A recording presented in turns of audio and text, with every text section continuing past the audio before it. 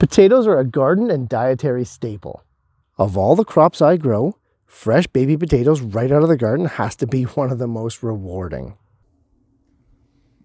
And as a bonus, these little beauties produce more potato plants right on the surface of their skin. But once they do sprout, what's next? Well, we have two options.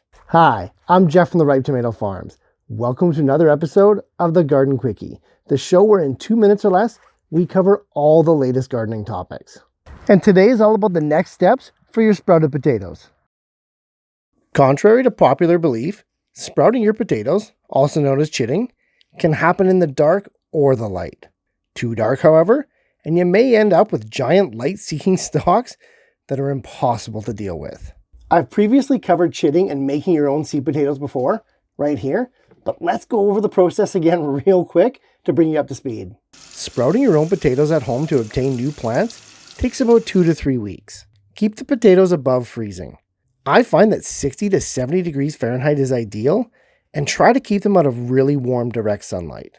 Oddly enough, the potatoes we eat are not actually part of the root system of the potato plant. In fact, they're modified stems, and on the surface of those stems, you'll see little dots.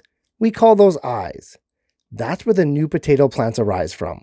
And so if you set your potatoes aside in the right conditions, they'll sprout brand new little tiny potato plants right off the surface of their skin.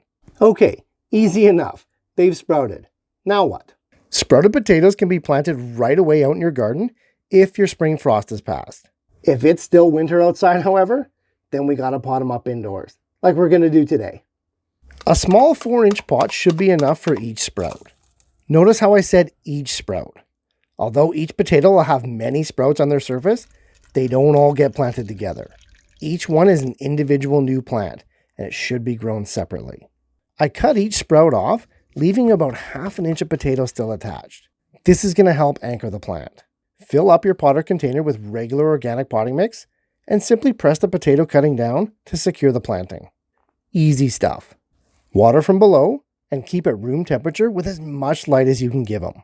Within a couple of weeks, the plants will have grown an astonishing amount, ready for the garden as soon as spring hits. Know what else is going to be ready? Hopefully you and me in the next episode of the Garden Quickie. Thanks for watching, guys.